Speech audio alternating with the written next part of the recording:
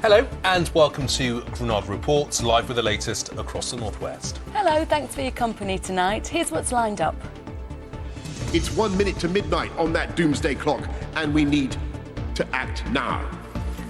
Stark words from the Climate Change Summit in Glasgow, but just how is global warming affecting us here in the northwest, and what can be done to stop it? They're the young best friends who've raised more than £200,000 for charity. Now they've got a Pride of Britain award and a Hollywood fan. Talk about baggage. A-lister Alan Cumming tells us his star secrets and how it all started at Granada. Oh, look at that! The travelling man. It's my very first job in TV. It's terrible. And it's been a wet and windy start to the working week, but is there any good news in sight? Hopefully the forecast will have a few answers.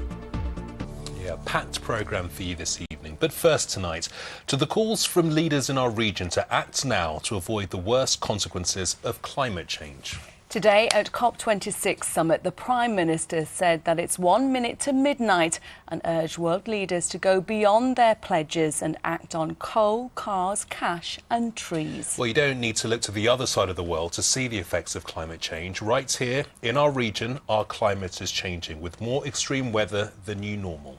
The plea now is for us all to play our part. We'll be hearing from the Mayor of Greater Manchester, who's at the conference shortly. But first, to a special report from our correspondent, Mel Burnham. I sat on my stairs at 1 o'clock this morning and cried because it was just coming in the back door and it's just a lot. Heartbreaking the first time, the second time, you just think, oh, here we go again, and it's just, I don't know what else we can do. If you thought climate change doesn't affect us here in the northwest, think again. Storm Desmond takes its toll. A man's body is recovered from a swollen river. Almost a month's rain in just 24 hours, flooding vast areas of the region. One of the worst storms in years hits the Forecasters say northwest. there's more hazardous weather to come. Fires continue to burn on the moors above Greater Manchester. Extreme heat, droughts, wildfires and flooding are hitting the northwest with ever-increasing frequency and intensity. And that, say the experts, is down to global warming. Studies supported by the Met Office show that rainfall from extremely wet days has increased by 17% in the last decade. December 2015 was the wettest December and indeed month since 1910. And a recent study showed that the heavy rains associated with Storm Desmond have been made about 60% more likely due to human-induced climate change. The water got to about this level here. Liam is no stranger to flooding. Twice in 5 years, his pub in Ribchester has been underwater. First flood in Boxing Day 2015, that shut the business down for 101 days, and it was just complete devastation throughout the whole building. So we had to have a full refurb. The second flood we had February 2020, 6 metres high. It was the highest that the river's ever been recorded at. So again, it was all the way through the building. You know, everything we weren't able to move to the highest point of the building was lost in the flood, and it was the last time I was able to be insured through flooding. Now, every time it rains, there is dread.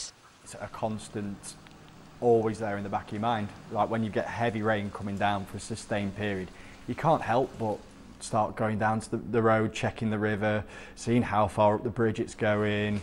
Flood defences costing tens of thousands of pounds have now been installed, but Liam is resigned to the fact it's not if they'll be hit again, but when. We do know it is going to happen again. There's no getting away from it. We're in the bottom of a floodplain, and when the heavy rain comes, it's got nowhere to go but here. So it might be tomorrow, it might be next month, it might be in 10 years, but it definitely will happen again, and I think it's going to happen more and more frequently, unfortunately.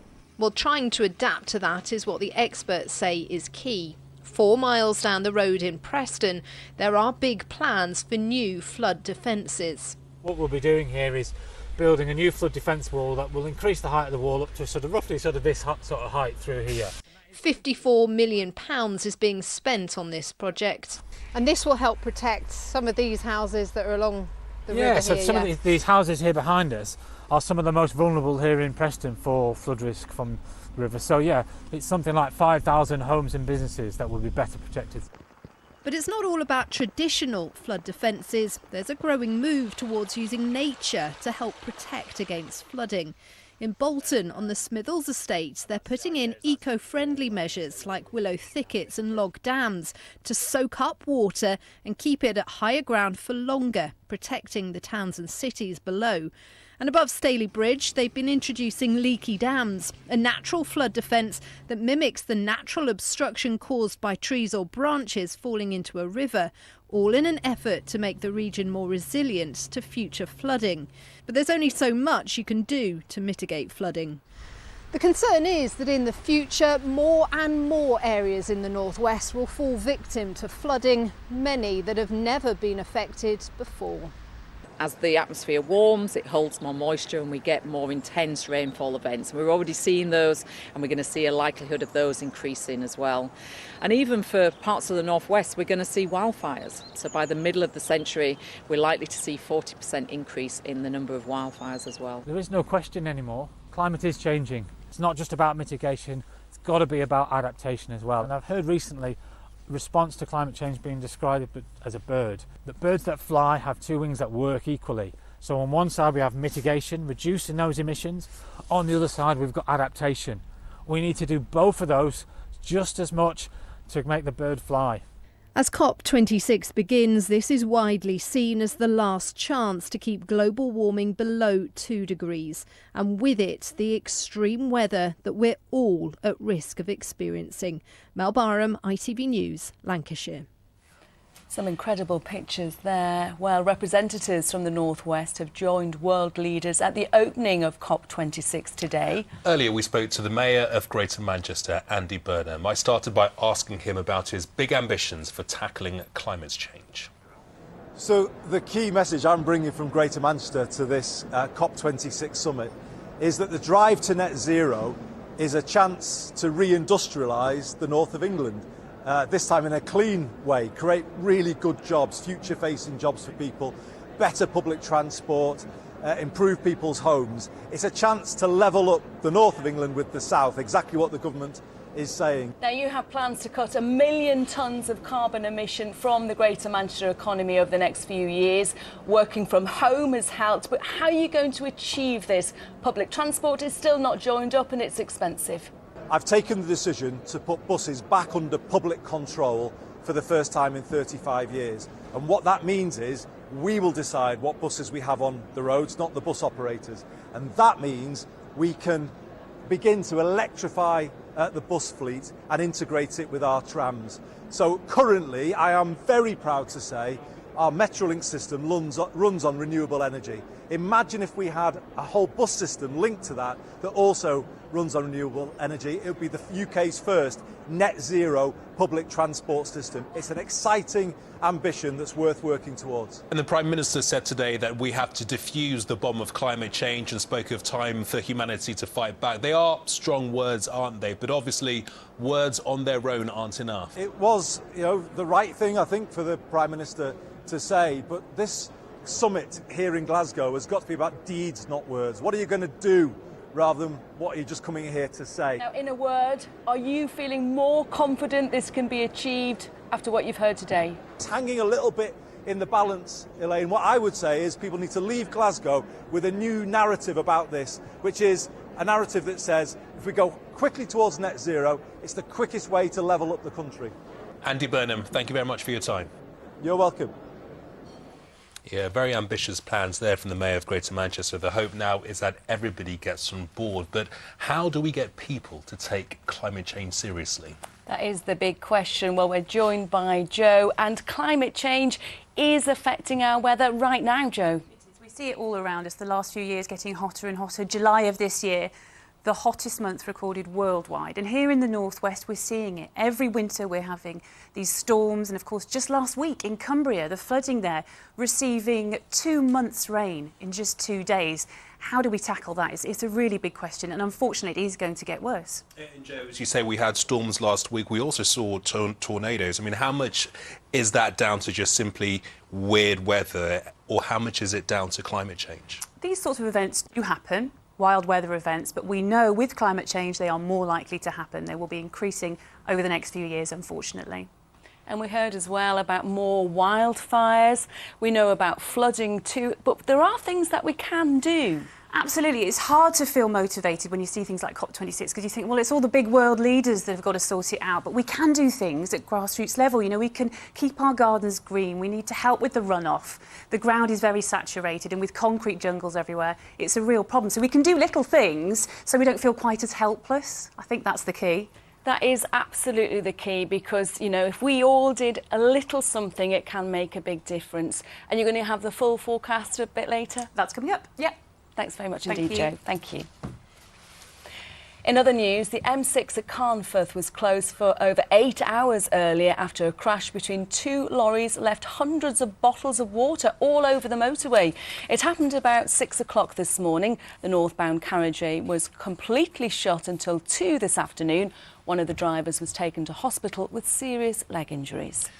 The region's first walk-in centres for eligible adults to get the booster vaccine for COVID have opened. The centres aim to increase vaccine uptake ahead of what's expected to be a challenging winter for the NHS. A giant puppet, which has walked 5,000 miles to highlight the plight of refugees, has already been having an impact here in the northwest. Despite torrential rain, absolutely awful weather, hundreds of people turned out in Wigan yesterday to welcome little Amal, who represents a 9-year-old Syrian girl. She'll be in Rochdale tomorrow before arriving in Manchester on Wednesday. Oh, it's fabulous. It just really brought it to so many people's attention. When you imagine that children have had to go through this, to travel in weather much worse than this and conditions much worse than this, we all need to be thinking about it. Yeah, we absolutely do. And we'll have full coverage of Amal's arrival in Manchester on Wednesday, so do stay tuned for that. Now, it is the night when some of the world's biggest stars come together to celebrate some incredible people, and it's always an emotional rollercoaster. It is indeed, and G. Walker was among those being honoured at the Pride of Britain Awards. She has worked tirelessly to tackle discrimination after her son Anthony was killed in a racist attack in Liverpool. 2 young hospital fundraisers also stole the show as Victoria Grimes reports from the very glitzy red carpet. Hello,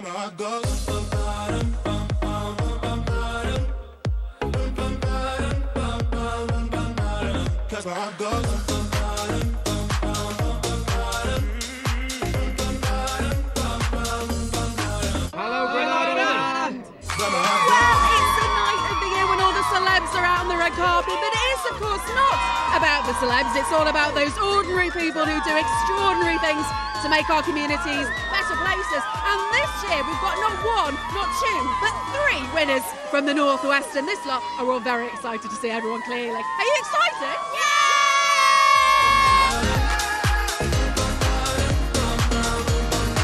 G. Walker, you look beautiful.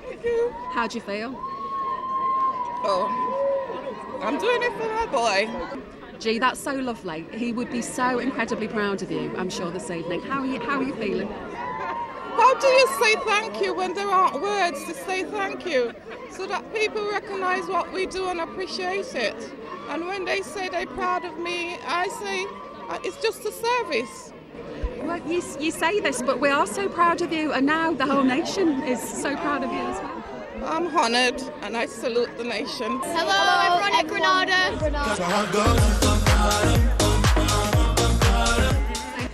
You guys and Sharon Stone, you're like best mates with Sharon Stone. Yeah. What did she say? She was just a chat. Oh, what did she chat about? Was it top secret?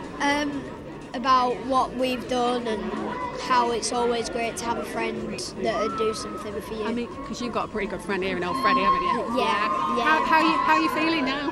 Yeah, a lot better. This is making me feel a little bit better. Is this good medicine? Yes. Yeah. What does it mean to be getting this award? Well, I am very. It's just so great that people want us to win this award, and it's like recognise what we've done. Yeah. It's lovely to meet you, but I think my whole evening will pale to insignificance after meeting those You've just two. met Huey and Freddie. Aren't they incredible? They are pretty fabulous, I have to say.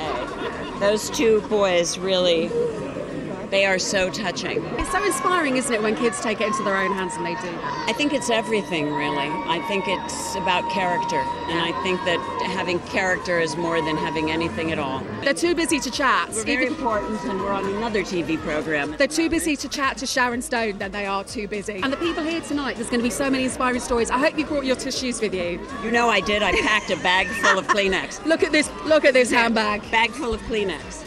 It's a bag full of Kleenex there, it really is. I know where I'm going.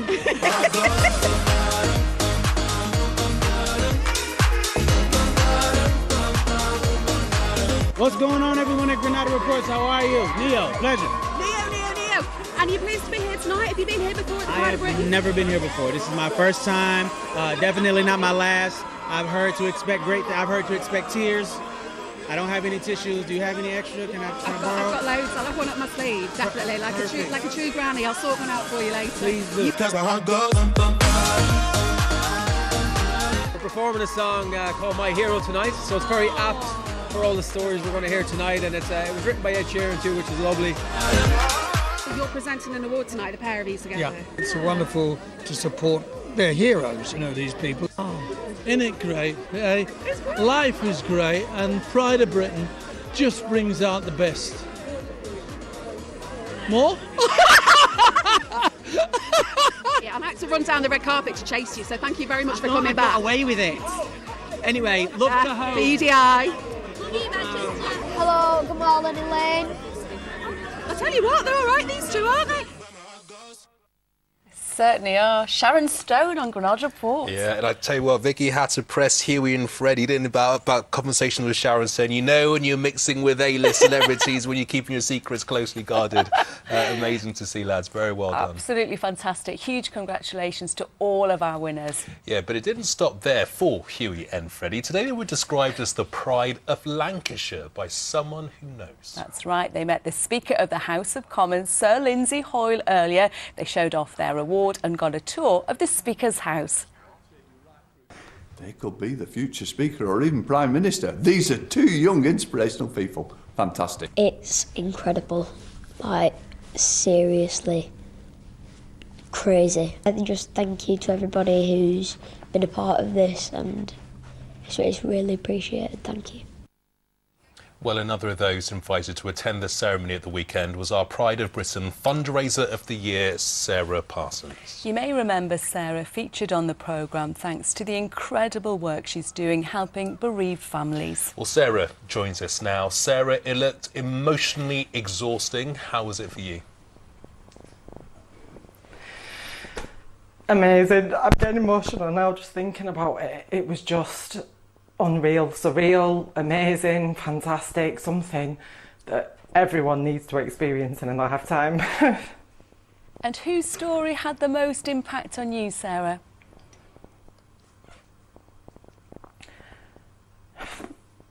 I think there was a lot there that impacted on me emotionally, definitely. I spent a lot of the night crying like everybody else. But definitely G, who did the fundraising and started in memory of us. Just everyone who was there was so well deserved to be there. And Sarah, who were you able to meet and share your incredible story with? Everybody. I did meet Bear Grylls, which was amazing. I had a really good chat with him and his son. I met Kim Marsh. It was good to speak to her, obviously a fellow Angel mummy. And I met Safia Azalea's mummy, so it was really good to speak with her and see the emotions from her and know that it's not just normal people that go through the pain. I know you're getting emotional there. You have done an incredible thing providing cuddle cots for bereaved families.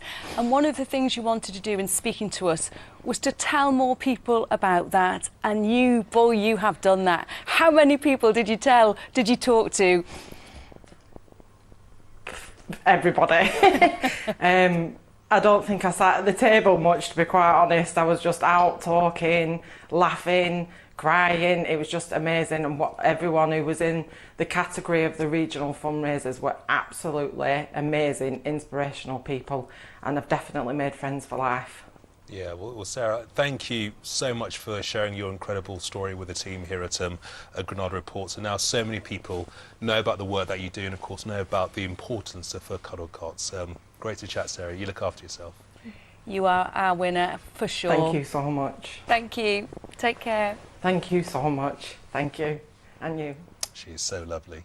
You can watch The Pride of Britain in full on Thursday night on ITV. Now, finally, he's the Hollywood actor who, after more than 40 years in the business, has decided to put the highs and lows of his glittering career on paper. Yes, Alan Cumming is a star of the stage and screen and has won awards both here and in America. Caroline Whitmore caught up with him ahead of the launch of his memoir on Salford tonight, and you'll never guess where his career started. Alan Cumming, welcome to Media City. Thank you very much. This is your book, Alan Cumming, Baggage, Tales from a Fully Packed Life. Yes. Where did you start with the book? I always think there's 3 different stages when you write a book. That you think, oh, I'm writing this book because of that. In the middle of it, you're like, oh, I see. And then when you finish it now, when you're out promoting it and everything, you think, oh, that's why I wrote the book. The reaction to my first memoir, Not My Father's Son, happened, where so many people reached out to me and all about childhood trauma. And that was really incredible. I always laugh at the reaction I get from people. So I'll mention you, get my mum going, I love The Good Wife. You're Eli Gold.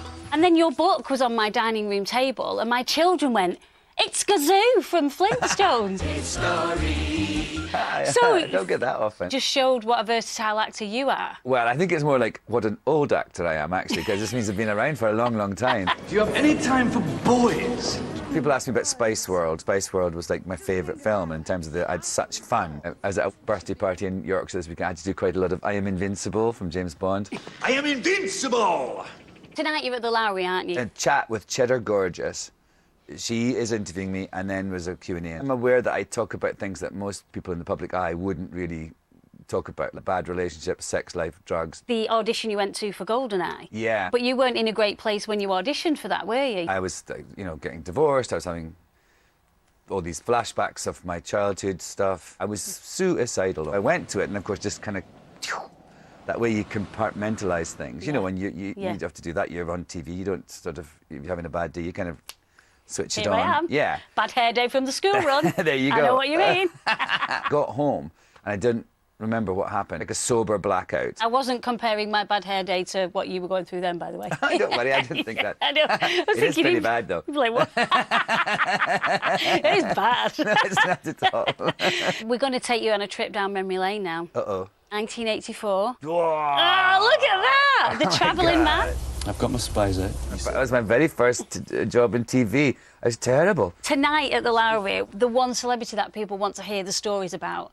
Ask me about Liza Minnelli, and Liza and I, we're chums. I met her when I did Cabaret on Broadway, Stanley Kubrick. He went, you're not American, when I met him for the first time. I was like, I know, I'm Scottish. And he went, you're American on the tapes.